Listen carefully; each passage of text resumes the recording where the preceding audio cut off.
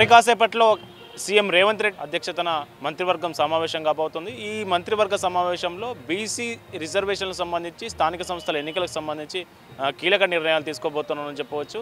ఎందుకంటే ఈ నెల 24వ తేదీలోపు మీరు ఖచ్చితంగా స్థానిక సంస్థల ఎన్నికల నిర్వహణకు సంబంధించి మీరు స్పష్టంగా ఏ విషయం కానీ చెప్పాలని హైకోర్టు ఆదేశించిన నేపథ్యంలో ఈరోజు మంత్రివర్గ సమావేశంలో సీఎం రేవంత్ రెడ్డి అధ్యక్షతన జరగబోయే ఈ సమావేశంలో బీసీ రిజర్వేషన్లు స్థానిక సంస్థల ఎన్నికల నిర్వహణకు సంబంధించి ఖచ్చితంగా ఒక నిర్ణయం తీసుకునే అవకాశం ఉంది. ఒకవేళ రాష్ట్ర ప్రభుత్వం కనుక మంత్రివర్గం తీసుకునే నిర్ణయం ప్రకారం రాష్ట్ర ఎన్నికల సంఘాన్ని కనుక సిఫార్సు చేస్తే ఈ నెలాఖరులో నోటిఫికేషన్ వచ్చే డిసెంబర్ మొదటి వారం నుంచి స్థానిక సంస్థల ఎన్నికలకు నగారం మోగే అవకాశం ఉందని చెప్పవచ్చు. ఎందుకంటే బీసీలకు 42% రిజర్వేషన్లు ఇస్తామని కాంగ్రెస్ పార్టీ కామారెడ్డి వేదికగా డిక్లరేషన్ ఇచ్చి హామీ ఇచ్చింది. ఆ హామీ నెరవేర్చేందుకు డెడికేషన్ కమిషన్ వేయడంతో పాటు కులగణన చేయడం ఇట్లాంటి అన్ని ప్రాసెస్ అంతా కంప్లీట్ చేసిన తర్వాత రాష్ట్ర అసెంబ్లీ కూడా ఆమోదం తెలిపిన తర్వాత అది గవర్నర్ దగ్గర పెండింగ్లో ఉండిపోయింది. దానికి న్యాయపరమైన చిక్కులు ఎదుర్కొనే అవకాశం ఉంది. కాబట్టి ఇప్పటికిప్పుడు బీసీలకు చట్టపరంగా 42% రిజర్వేషన్లు ఇచ్చే అవకాశం ఏమాత్రం లేకపోవడంతో ప్రస్తుతానికి స్థానిక సంస్థల ఎన్నికలు నిర్వహించకపోతే కేంద్ర ప్రభుత్వం నుంచి రావాల్సిన దాదాపు 3,000 కోట్లకు పైగా నిధులు ఆగిపోయాయి. కాబట్టి దాదాపు 20 నెలల నుంచి కేంద్ర ఆర్థిక సంఘం నుంచి నిధులేమీ రాకపోవడం వల్ల గ్రామాల్లో కావచ్చు అట్లా మండలాల్లో కావచ్చు అభివృద్ధి కుంటుపడతా ఉంది. ఎక్కడికక్కడ పనులు నిలిచిపోతూ ఉన్నాయి. సిబ్బందికి జీతాలు ఇవ్వడానికి కరెంటు బిల్లు ఇవ్వడానికి కూడా డబ్బులు లేని పరిస్థితి నేపథ్యంలో రాష్ట్ర ప్రభుత్వంపై ఒత్తిడి పెరుగుతూ వస్తూ ఉంది. అందుకే ఖచ్చితంగా ఈ క్యాబినెట్ సమావేశంలోనే స్థానిక సంస్థల ఎన్నికలకు సంబంధించి ఒక నిర్ణయం తీసుకుంటామని ఇటీవల సీఎం రేవంత్ రెడ్డి ఒక సమావేశంలో ఏదైతే జూబ్లీహిల్స్ గెలుపు తర్వాత నవీన్ యాదవ్తో నిర్వహించినటువంటి ప్రెస్ మీట్లో చెప్పడం జరిగింది. కాబట్టి ఈరోజు ఖచ్చితంగా స్థానిక సంస్థల ఎన్నికలకు సంబంధించి అయితే ఒక స్పష్టమైన నిర్ణయం తీసుకునే అవకాశం ఉంది. ఆ నిర్ణయం ఎన్నికలకు వెళ్ళే ఆలోచనతోనే నిర్ణయం తీసుకునే అవకాశం ఉన్నట్లు తెలుస్తూ ఉంది.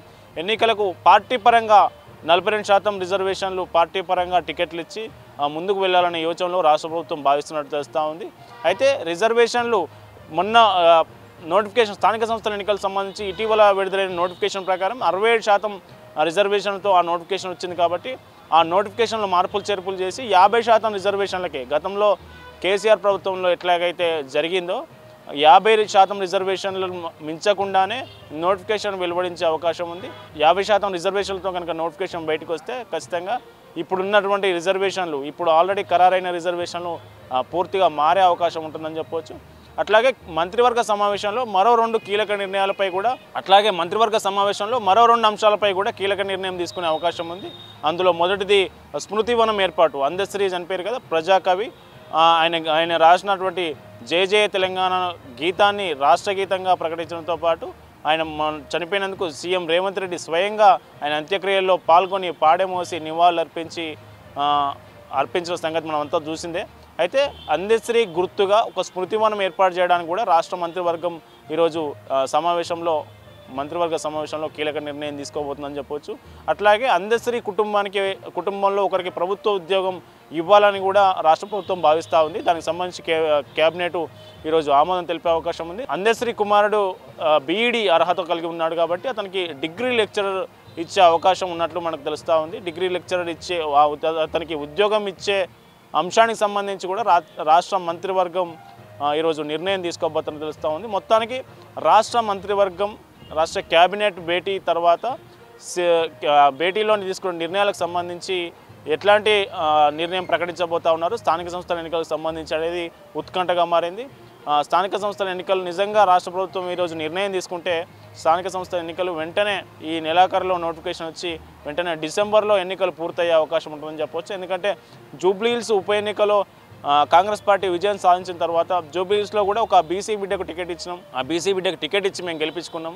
కాబట్టి బీసీలకు కాంగ్రెస్ పార్టీ బీసీలకు టికెట్లు ఇవ్వడానికి బీసీలకు స్థానిక సంస్థల్లో కావచ్చు అట్లాగే ఇంకే అంశాల్లో కావచ్చు మేము వాళ్ళకు పెద్దపీట వేస్తున్నామని చెప్పే ప్రయత్నం చెప్తూనే స్థానిక సంస్థల ఎన్నికలకు వెళ్ళే అవకాశం ఉన్నట్టు తెలుస్తూ ఉంది. కాబట్టి ఖచ్చితంగా ఈరోజు స్థానిక సంస్థల ఎన్నికలకు సంబంధించి మాత్రం ఒక గుడ్ న్యూస్ చెప్పబోతా ఉంది రాష్ట్ర ప్రభుత్వం.